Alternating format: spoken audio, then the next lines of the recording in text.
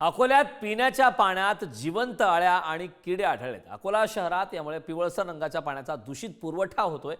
अकोला शहरातील नागरिकांना उलट्या आणि जुलाबाचा त्रास सुरू आहे। प्रशासन ढिम्म असल्याने नागरिकांचा मात्र संताप होतोय। नागरिकांनी त्या संदर्भात संताप व्यक्त केलाय। आज आमच्याकडे पाणी खूप खराब आलेलं आहे। पाण्यामध्ये किडे आलेले आहे। असं किड्यांचं पाणी पिऊन आम्ही नक्कीच आजारी पडणार आहोत। आणि हे पाण्याची सोय तुम्ही प्रशासनाने करायला पाहिजे। स्वच्छ पाणी यायला पाहिजे। 3 महिने झाले असं पाणी आहे। गढूळ पाणी येत होतं पहिले, पण आता किडे येऊन राहिले त्यामध्ये। हे पाणी कसं पिणार आहे कोणी? आमच्याकडे आता दुसरा दिवस आहे पाण्याचा। एवढं घाणेरडं पाणी आणि त्याच्यामध्ये किडोक्या, जंतुका, डोकोडेका अशा प्रकारचं घाण पाणी येते आणि त्याच्यातनं एवढंच नाही की याच्यावरून पोटाच्या बिमाऱ्या लागलेल्या आहेत। कोणाला संडास लागतात, कोणाला उलटे होतात। अशा प्रकारचं वातावरण जे आहे या पाण्यामध्ये जर दूषित होत असेल तर आपले महानगरपालिकेचे आयुक्त या ठिकाणी काय करतात? त्यांच्याकडे या लोकांच्याकडे का त्यांचं लक्ष नाही यायचं? आमच्या तक्रारी आहेत भरपूर, आम्ही वेळा तक्रारी करतो, पण तक्रारीवर त्यांच्यावर काही असं होत नसेल तर काय फायदा अशा आयुक्ताचा अशा महानगरपालिकेचा?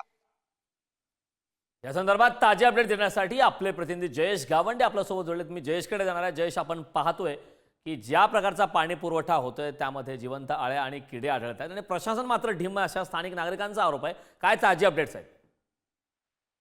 नक्कीच तर गेल्या काही दिवसांपासून अकोला शहरात पाणी पुरवठा जो केला जातोय तो अतिशय दूषित असा पाणी पुरवठा केला जातोय। पिवळसर रंगाचं हे पाणी आहे आणि आता तर चक्क जिवंत अळ्या आणि किडे आढळून आल्याने खळबळ उडाली आहे आणि या दूषित पाण्यामुळे नागरिकांचं आरोग्य जे आहे ते धोक्यात आलं आहे। अकोला महापालिकेत सध्या प्रशासक राज आहे।